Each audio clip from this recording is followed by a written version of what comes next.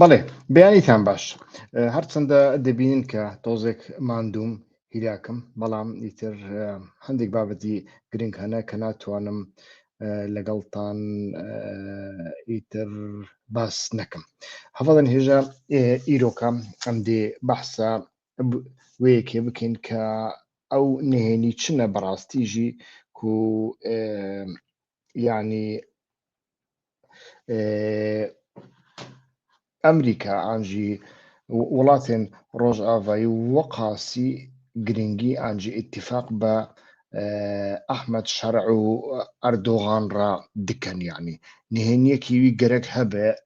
ئەو نهێنی چییە یعنی تەمام مەدگۆ ئیران لێ نەها بەخۆژی هاکەن فیدانژی بەخۆ دەبێژە ئەم نابن بەشێک شەڕی ئیرانێ ji bo ku em texmîn nakin ew şer armancê wî rûxandina Îranê be armancê wî guhirtina Îranê ye lê rûxandina Îranê nîne ya dinê jî Tirkiye yani ez bixwe zehmet dibînim bi Heşdî Şeibî re bi Hîzbullah re bikewe nava şereke başa ew nihênî li çi de ye yani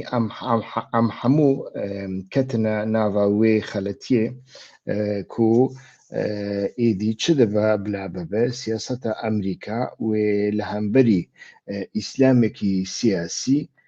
hêzekî dinê sîkular layık li hemberî wî dînê û hevsengiyan bidê avakirin yani yek tenê li ser desthilat nebe her du alî li hemberî hevdû de hevsengiyan peyda bikin li Iraqê de jî kêm tazê de hevsengiya Sunnî û Kurd û Şîeyan heta niha jî berdewam e lê ev texmîna me wisa derneket êdî bêguman yani di heman demê de yani me dît ku ev yek encamê xwe ew encamekî wî wisa derket bi taybetî jî piştî îtîfaqa ancî rûniştina İsraîl û Sûriyeyê li Parîsê êdî ev yek bi temamî li Helebê serê xwe helda niha jî gelek Kurdê me İsraîlçî hene mixabin hêjî vê yekê qebûl nakin yani ku İsraîl êdî Kurd firotine em nebêjin firotine an jî Kurd xistina nava muzayedeyekî li gorî min ne tenê Kurd di rûz jî rewşa wan pir xirab e yani ev tenê Kurdê me hene Kurdê me İsraîlçî bi taybetî li Bakur hene êdî li ser înadê xwe berdewam dikin lê heger ku kesek henekî erebî bizane li şirovekarên dirûzan godar bike berastî jî di nava panîkekî pir mezin de ne yani dibêjin êdî İsraîl me dixe nava muzayedeyekî pir mezin bi Sûriyeyê re heta bi Tirkiyeyê re dê rewşa me çawa bibe yani meseleyekî wisa jî di holê daye yani ew stratîjiya Trump çi ye em dixwazin bi kurtasî li ser vê yekê bibînin bêguman yani hinek dînamîkiyetên navxwî hebûn li nava Rojava û Bakurê Sûriyeyê de derbarê Kurdan derbarê hêzên Sûriyeyê Demokratîk ku hatibû mezinkirin yani ji heddê xwe zêtir hatibû mezinkirin êdî ev jî wisa kir ku êdî di demekî zû de hêzên Sûriyeyê Demokratîk hem ji hevdû helweşin hem jî li saheya praktîkî de şikistekî bixwe re bînin êdî niha divê em bibînin ku li vê derê çi heye lê beriya ku behsa vê yekê bikim yani hinek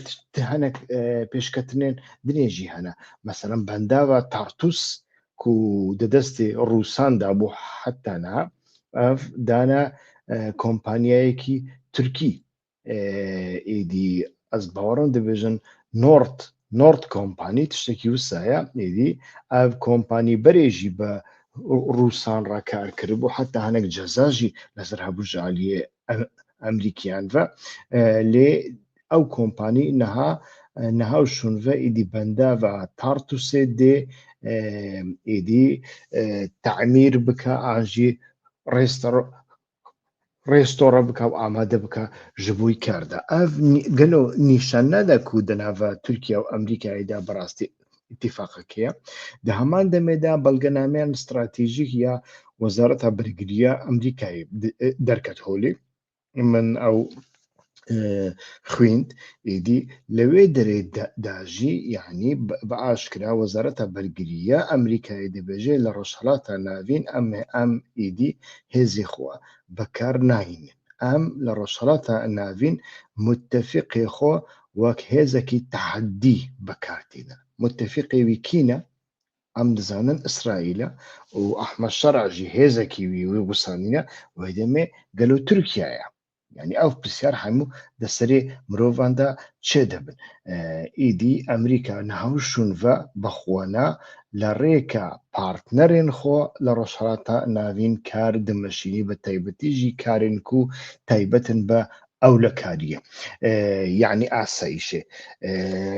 Tiştê ku niha li Sûriyeyê rû dida bêguman îro bandora xwe li ser Iraqê jî pir dike. Ew berê da jî wisa bûye. Yani berê da jî tiştê ku li Sûriya çêbûye û li têkiliyekî wî berdewam bi Iraqê re hebûye û berewajî jî. Meselen qetleama Hema tu lê dinêrî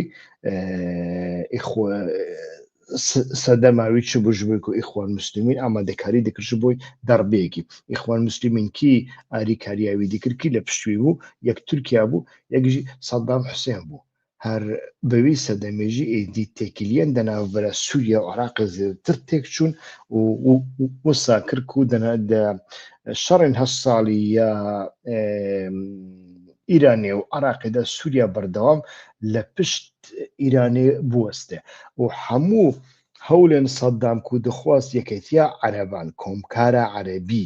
bixe dewrê ku qerarekî hawbeş bidin li hemberî Îranê de her car Sûriya û jî Hafiz Esed ev yek blok dikir. Îdî em lê dinêrin li Iraqê Loma jî di rewşekî wisa de îro ji bo ku ew dizanin Iraqî dizanin ku tiştê ku li Sûriyeyê çêdibe ihtimalek heye li Iraqê bandorê xwe bida tu lê dinêrî êdî kesekî herî bihêz ku berê ji hem ji aliyê Emerîkiyan re hem ji aliyê Îraniyan re we kesekî pir bihêz derketiye meydanê Nûrî Elmalikî ji niha vedigere ser destselatdariyê. Yani heger ku îro hilbijardina serokkomariyê bê encam dayîn û serokkomarek derkeve ihtimalekî mezin heye piştî wê êdî Malîkî wek kandîdekî herî bihêz ya koordînasyona şîeyan el-îtar û tensîqî were ser destselatdariya Iraqê ji bo ku tehdîdên muhtemel li ser Iraqê hene. Îdî wek min got ev yek meselên giring in. Îdî bêguman divê navberê de êdî nakkokî an jî rexabet niha di navbera pedekê û yekêtiyê heye. Êdî ev yek li ser dahatûyê Rojava de bêguman çi bandor dike bi taybetî jî heger yekêtiya serokkomariyê bibe li Bexdayê dê pir bihêz be û li wê demê de ev em bêjin serketina nüfusa pedekê li Rojavayê Kurdistanê ihtimaleke bixwaze hevseng bike. Di heman demê de êdî îro Wezîrê Derve ya Fransayê bi serdanekî fermî dê bigêje Enqere bi Hakan Fîdan re birûne ihtimale bi Recep Tayyip Erdogan jî re birûne. Niha Wezîrê Derve ya Sûriyeyê baş fehm kiriye êdî li Sûriya heger ku bixwazin agiribestekî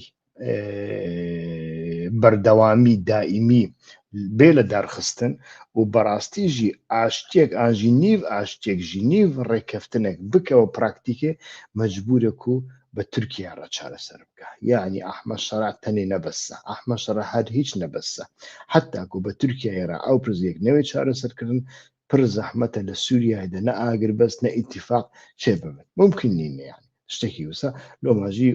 وەزیرێ دەرڤ یا فەڕەنسای ئیدی دەرکەتیە هۆلێ بێگومان ئەڤ یەک هەنێکی شەرمەزاریە فەڕەنسایژی دەردەخێ هۆلێ شەرمەزاری یا هەمی وڵاتێن ڕۆژ ئاڤاییە و چەند ڕۆژ بوون تەنێ مینە حەکەمێکی بێئالی ئیدی داخوێنیەکی بەڕباد ددان بەرێ هەرگاف دگوتن ئەم کوردان لە عەردێن نایلین لێ داخیانیەوانی چەند ڕۆژ بەریانەها ئیدی وەدی و دە هەمان دەمێنە هەنێکی کارڤەدان دەناڤە فەڕەنسایدا پڕ جددی هەنە لە هەمبەری حکوومەتە ماکرۆن و بەڕاستیژی بێدەنگە لە سۆزێن خوا خودی دەرناکەوی هەم ئالیەن ناسیۆنالیست نەتەوپەرست هەم ئالیەن سۆسیالیست لە سەروی باندۆرێکی پڕپڕ مەزن دکەن یعنی هەرکەس دزانە ماکرۆن هەری داویە لە ڕێکا کۆمونیستان کاری بوو جاردن ئیدی لە هەڵبژاردنێدا سەر بکەوێ لۆماژی باندۆرێکی و سەر سەروان هەیە ئیدی نەها مەجبورمانە وەزیرە دەرڤە یا فەڕەنسایە بشینن ئەنقەرێ دە هەمان دەمێدا هەفدیتنە مەزلوم عەبدی کو ئەوژی بەحسا ئەڤەیەکی کرد بێگومان حکوومەتە ئەلشەرعژی وەزیرێنڤی بەحسا ئەڤەیەکی کرد بوو کو ئەو ناچن ناو هەرێمێن کوردی گەلۆ هەرێمێ کوردی ژکو حتا کوچێ دەبە یعنی خویا دکا لەوێ درێدا هەنێکی لە هەفکردنەک هەیە لەسەر کاغەزێ یعنی هەردوو ئالی گەشتنە لە هەفکردنەکەی لێ پرسێن سەرەکە هەنە یعنی ئەv هەرێم کیژانن کوبانێ تێدا جێ دەگرێ ئاننا ئافرین تێدا جێ دەگرێ ئاننا سەرێکانیە تڵ ئەبیست تێدا جێ دەگرن ئاننا ئوستاتویەوان چاوا دەبێ خویایە لە سەرڤەیەکی هەنێکی مایەک و هەردوو ئالی لە هەردوو بکە لێ ئەس دەخوازم vەگەڕێم سەر مەسەلەیە ئەوێ یعنی ئەحمەد شەرع ji بۆ ئیسرائیلێ چما و قاسی گرنگە ئەردۆغان ji بۆ ئیسرائیلێ چما و قاسی گرنگە و ئیسلامین سیاسی لە ڕۆژهەڵاتە ناوین ji بۆی ئەمریکای چما و قاسی گرنگە و قاش و متفق من تجاران نەگوتیە کورد متفقن ئەمریکایە لێ هەنێک کەس وسا دەگوتن چەند ساڵ بۆ قاشە متفقی خۆ یا 15 ساڵانە وسا لە عەردێ هێلا دەڤردا دەوێ پرسێک هەبە یعنی تو لێت نەڕی سیاسەتە ئیسرائیلێ چۆیە ئیدی کەسێن کو ئیسرائیل دەخوازە تو جاران پەسنێوی نادا حتا دوژمناتیێوی دیکە بە گوتن ها ڕیتۆریک لە سەرڤە لە بەرچاوانڤە دژمناتیێوی دیکە وی مەزن دکە دژمناتی ئەردۆغان کرد ئەردۆغان لە چاوێ تورکێن ناسیۆنالیست و تورکێن محافەزەکار ئیدی تورکێن ئیسلامی ئیدی ئەردۆغان کردن پێغەمبەر بەرێ ئاینەن تشتکردن لە هەمبەری هەکەن فیدان و لە هەمبەری بیلال ئەردۆغانژی نەها دکەن و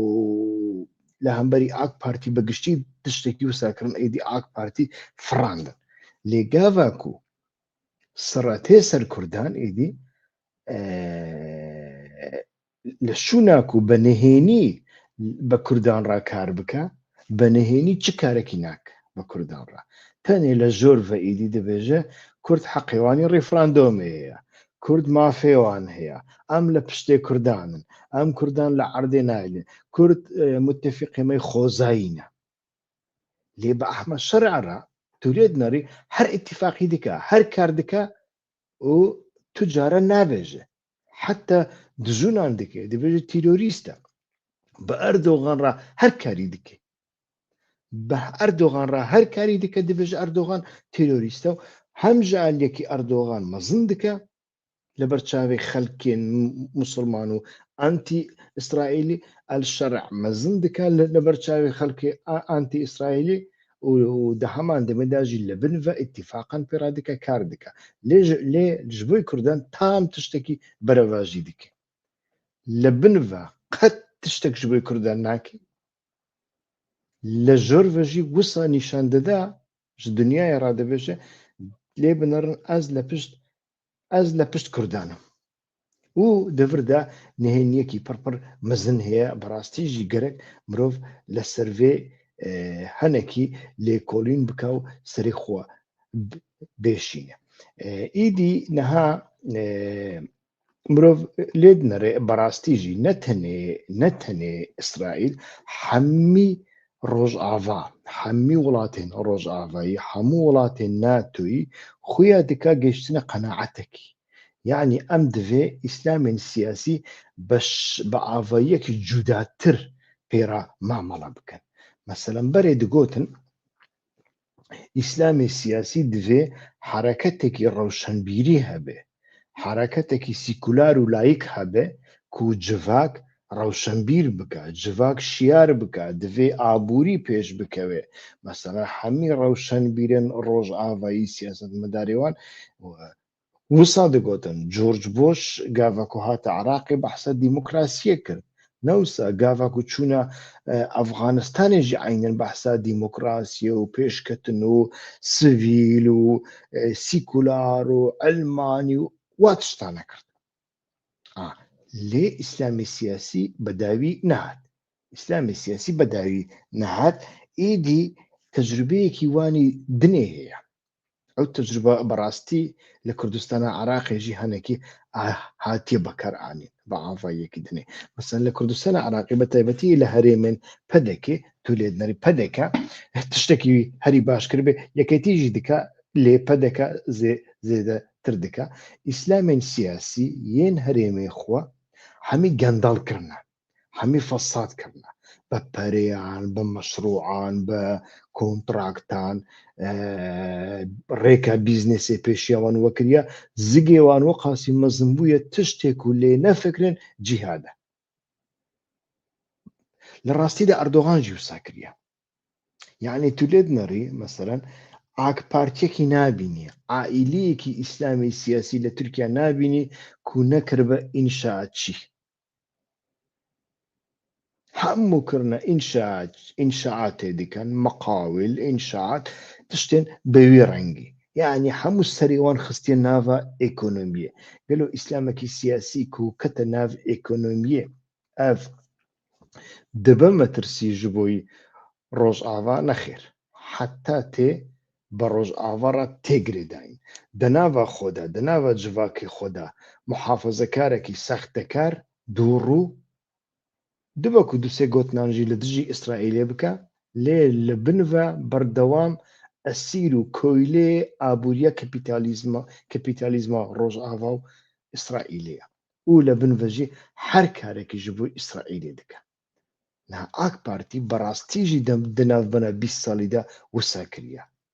لەوماژی یعنی ڕۆژئاوا لە ئیسلامی سیاسی تورکی ناترسێ بەوێ ڕەنگی هەگەر کو تو بێژی تەمام ئەو ئیسلامی سیاسیش خوا دژە دیموکراتیکن ئێژ خوا ڕۆژئاوا دیموکراسیە ji بۆی ڕۆژهەڵاتە ناوی ناخوازە تشتێکی وسە تنێ یعنی ڕۆژئاوا تەنێ ji بۆی خۆ ئیستیقرارێ دەخوازە ji بۆی بەرژەوەندیان خۆ ئیستیقرارێ دەخوازە تشتێکی دنێ کو بخوازێ نینە خۆ لە دنیایەدا کی یعنی حتا جڤاکامە یعنی کیژەن جڤاکێمە دیموکراسیە دەخوازە مە بەرێ خۆ دەخاپاند یعنی میلەت دیموکراسیە دەخوازێ میلەت کەنگی دیموکراسیە دەخوازێ میلەت لە کو دیموکراسیە دەخوازە نەوسایە نەها میلەت لە باشوور دیموکراسی دەخوازێ ناوەڵە دیموکراسی ناخوازێ میلەت ئاسایش دەخوازێ ئابووری دەخوازێ لە هەر جێیەکی وسەیە لە ڕۆژهەڵاتە ناوین و حتا ئەمریکایژی حتا ئەوڕۆپایژی ئیرۆ ئیسلامی سیاسی بە تایبەتی ئللا ڕێکێک پێشیاوی هەیە مەسەلەن چۆوە پشتی جەنگە جیهانێ یەکەمین ئیسلام لە ژە ئیمپراتۆریەتی خستن و پشترا ئیسلام پارچە پارچەکردن ئیسلامی مسری ئیسلامی تورکی ئیسلامی یەمەنی ئیسلامی سووری ئیسلامی عراقی و حتا داویە نەوسە یعنی ئیسلام بە ناسیۆنالیزەکردن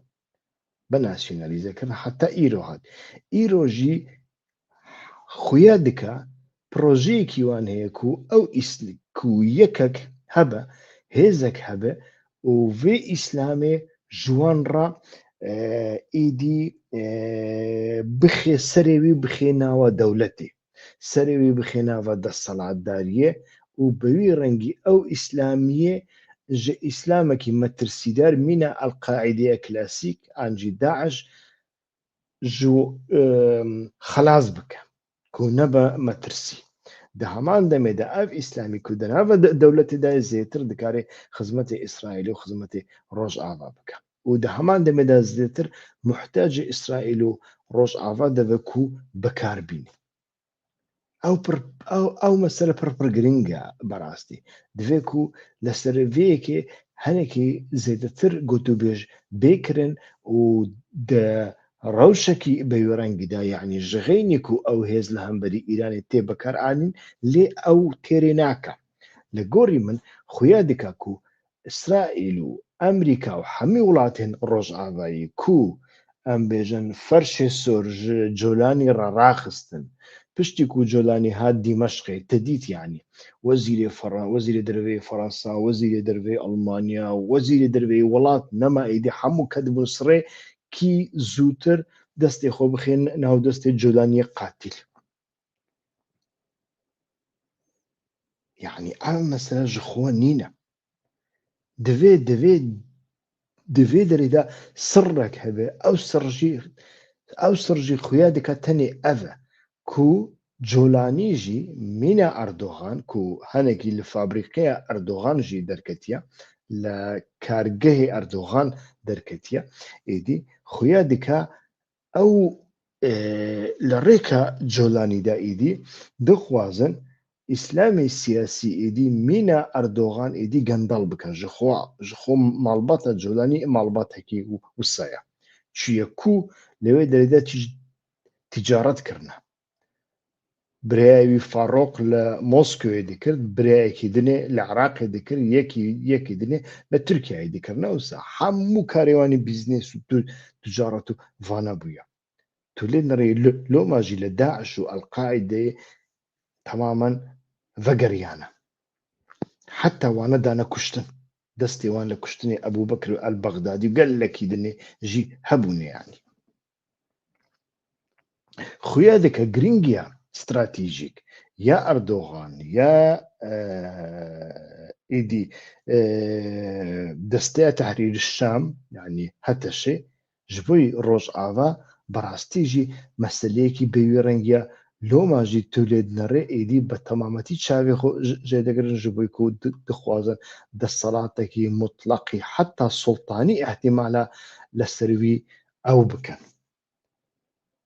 يعني هم إسلامي سياسي هم إسلامك سياسي كو إيدي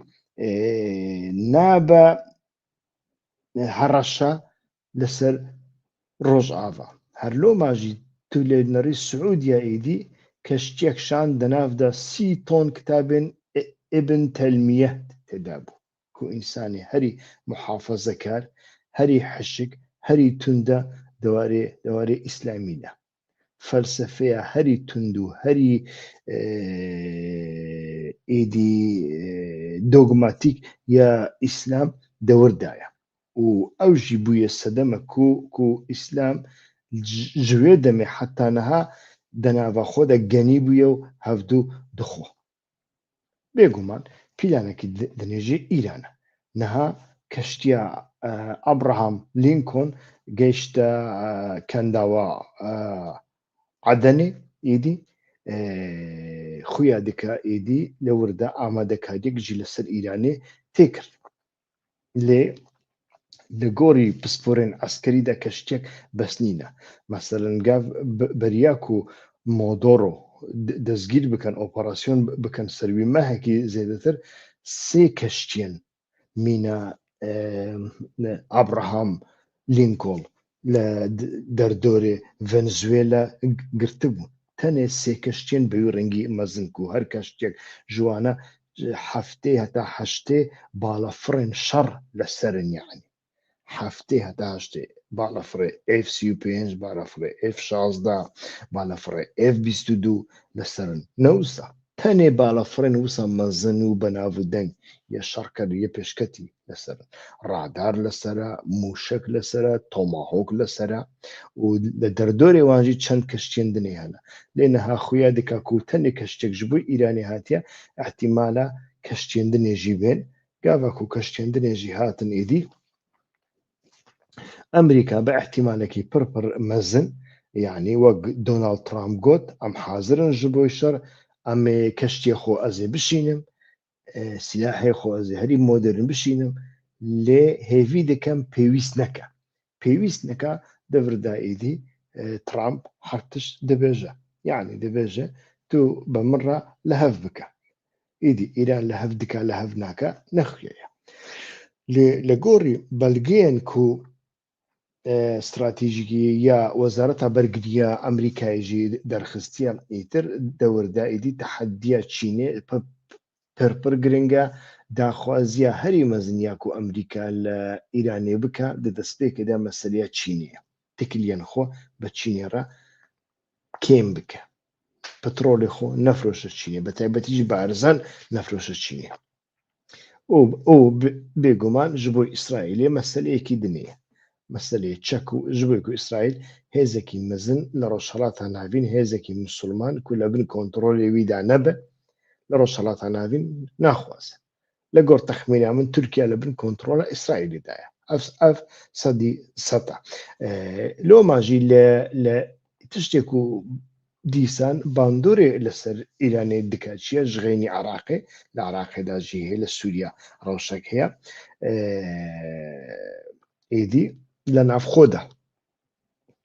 یعنی لە ناوخۆدا بێگومان حتا بەحسا کوشتنە 25,000 کەسی تێکردن دەوێت دوماهیەدا خۆنیشاندان هەری دوماییدا 25,000 کەس هاتیە کوشتن گەلۆ ئەف چ قاسی ڕاستە چ قاسی نەڕاستە بەڕاستیژی ئەم نەکارن نەها تەزبیت بکەن چ کارێکی پڕپڕ زەحمەتە لێ هەگەر و ڕەوشێک بە ڕەنگی چێ بێ یعنی ئەو کەشتی هەموو وەرن هەرێمێ ئیران بەڕاستیژی زەحمەتە بکارێ بەرخۆ بدێ يعني أفنى إسرائيل جبويكو إسرائيل ولاتكي آسايشة هر موشكك لعردوي بكوة إدي لسروي دكوة لي أمريكا بكشتيان هاتيا يادني أمريكا جمع وقاسي كشتيان تيني جبويكو إدي بريانها سعودية وقطر حتى تركيا جي لي سعودية وقطر زيدتر ندخواستن يعني أمريكا ئۆپەراسیۆنێکی لە دژی ئیرانی بکە ئێنها هەگەرکو ئەو کەشتی وەرن نیگەرانیên وڵاتên هاوپەیمانی ئەمریکا وڵاتên کەنداوی کێمتر دەبێ ji بۆی ku ئەو مەجبور نامێنن ئاسمانێ خۆ ji بۆی بالەفڕێن ئەمریکی بەکاربێن پێویست ناکە وێ دەمێ یعنی دەڕەوشەکی بەوی ڕەنگیدایە ئیران دەکارێت چه بکە يعني إيران هري زيادة كو بكاري بكا تاني دريا هرمزة إيدي مينان دينه الغامان دينه لقوري من زيادة تشتكي كو بكي دواري عسكري دا زيادة نامينه لو لي وقت من قوت يعني مسألة عسكري تاني جبوي هيزكا يعني تحديكا جبوي كو إيراني ناچاری هەڵبژارتنێ بکە یادنێژی لە عراقیدا مەگوت ئەوژی باندۆرا خۆ هەم لەسەر سووریایی دەبە هەم لەسەر عراقی دەبە نها وەک مەگوت مالیکی تێ لێژبووی و مالیکی وەرێ دوێ ئیرۆ هەڵبژاردنە سەر و کۆماریە ئیرۆ وەرێ ئەنجام داین هەروەکی هەرکەس دەزانێ سێ کاندیدێن مەشهور هەنە 19 کەسمانە گەلک کەس بوون لێ هەمی ئاویتن 19 کەسمانە لێ سێ کاندیدن بربەچاو و ناسکری هەنە کو یەک ژوانە عەبدوڵەتیف ڕەشیدە یعنی سەرۆک کۆماریە نەها کو دەهەمان دەمێدا ئیدی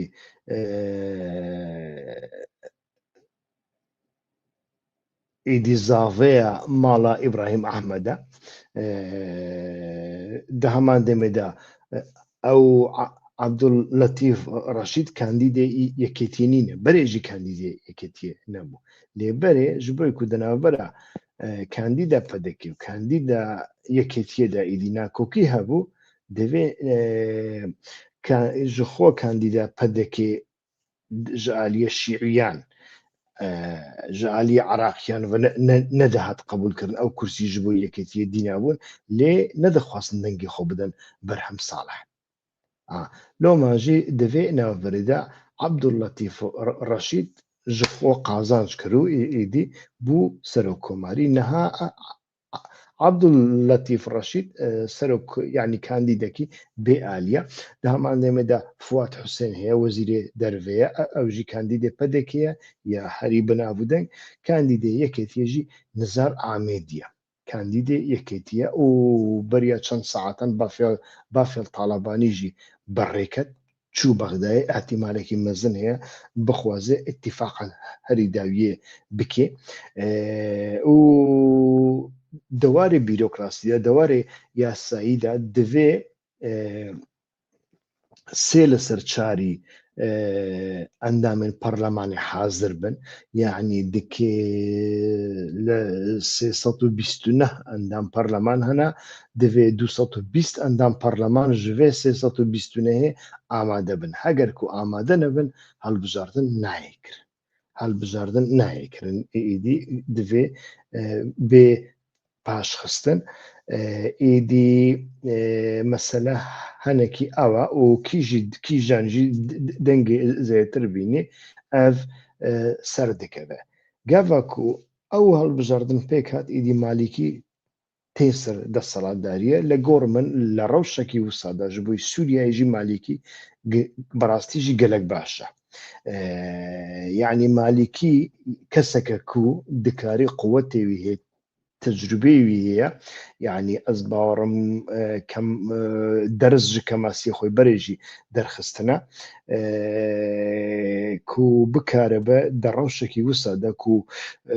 شەپۆڵێکی ڕوزگارێکی سنیان هەیە لە هەرێمێدا بکارە بە لە هەمبریوان خۆ بگرێ و دە هەمان دەمێدا مالیکی کەسێکە کو گاڤاکو پێشمەرگە بوو لە چییە بوو یعنی ئۆپۆسیۆن بوو مخالیفی عراقی و شەڕ دەکرد لە هەمبەری عراقی لە هەمبەری سەدام کەسێکی هەری زێدەک و تەکیلیەوی بە پێشمەرگەیەن کوردڕا بە سەرۆکێن کوردڕا تاڵەبانی و بارزانیان ڕاهەبیە دیسا مالیکی بوو و دەدەما مالیکیدا دەستورە بنگهینی عراقی هات ئاواکردن و ستاتویە فەدرالیش بووی کوردستانی هات لە دارخستن ji بۆی ڕۆژئاواژی مالیکی دیسا ڕۆڵێکی پڕ تاریخی هەیە یعنی تێبیراوە بە سەدەما و ئیتیفاقا هەولێرێ و دهۆکی دەناوبەرە پەدێکی و پەکێکێدا ئاژی ئەنە کەسی و پێدێدا شکست ئانین ئیدی پەدێکی بەردەوام ڕێکا سمێڵەکە دگرت لەvê derê êdî kampanyayekî pir mezin çê û li Ewropayê tê bîra min wê demê çendtir êdî xwarin bi taybetî derman û şîrê zarokan û vana ji bo rojava hatin şandin êdî mixabin pedekê hemî havîtin ava Behrê ava Dicleyê wê demê êdî malîkî rabû çi kir malîkî rêkebinê jî hemî hadibin girtin دەناوبەرە عراقی و ڕۆژئاوادا دەوێت سنوورێدا سنوورێ دێرە زوورێدا ئیدی ئەوێ هەبوو داعش هەبوو ئیدی مالیکی بەڕاستی بڕیاردا دوو فەرقە شاندن و گەلێک جوانە شەهیدجی کەتن عسکری عراقی تەنێژ بووی کو ڕێکێ vەکەن ئیدی ڕێکا خواردنێ vەکردن کو خواردن ji عراقی کەلوپەلی خواردنێ بگێژە ڕۆژئاوا لۆماژی دەڕەوشێکی وسەدا دەvê ez bawerim dê Kurd henekî wê ji wê derfetê hewl bidin sûd bibînin ev ne giring e kîjan kandîd ser dikeve ser nakeve ji bo min ji xwe ne giring e ji xwe postê serokkomarî postekî teşrîfî ye simbolîk e yanî lê serokwezîr rolekî pir mezin heye û piştî wê ehtimala herî dawiyê یەکێتی و پەدێکێژی حکوومەتە هەرێمی کوردستانی ئاوا بکەن و حتا نەهات ناوبەر ئەوەندا نەکوکێکی پڕ مەزن هەیە ئەف ڕەوشێکی گلۆبال بوو من خواست ئیرۆکە نیشان بدەم لەسەر وێ ئەم گوت و بێژ بکەن و تشتێک و لە سووریای دقەومن باندۆراوی نەتەنێ لەسەر تورکیای لەسەر عراقیژی دەبە دە هەمان دەمێدا ئیدی ئەم هەنێکی لەسەر وێ بفکرن بەڕاستی ئیسلامی سیاسی بە تایبەتیژی ئەردۆغان یعنی ئەو ئیسلامی سیاسی تایبەت یا ئەردۆغانی یا تورکی چما وەقاسی گرنگە ji بۆی وڵاتên ڕۆژئاوایی ئۆباماژی سەردەما بەهارە عەرەبی یعنی سەرهەڵدانێک چێکرد لە هەمی ڕۆژهەڵاتە ناوین و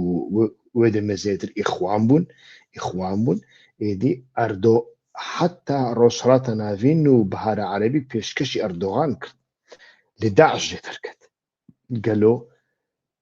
ئەف بەهارە نو کو ئەمریکا پێشکەشی ئەردۆغان دکا گەلۆ چژێ دەرکەوێ ئەمێ دەمێ پێش بە هەڤڕا ببینن سوپاس ji بۆی تەماشاکردنا بەرنامەیە لە کەرەما خۆ کەسێن و نەبوونە ئابۆنە vê kanalê jî abone bikin dem baş, silav û rêz.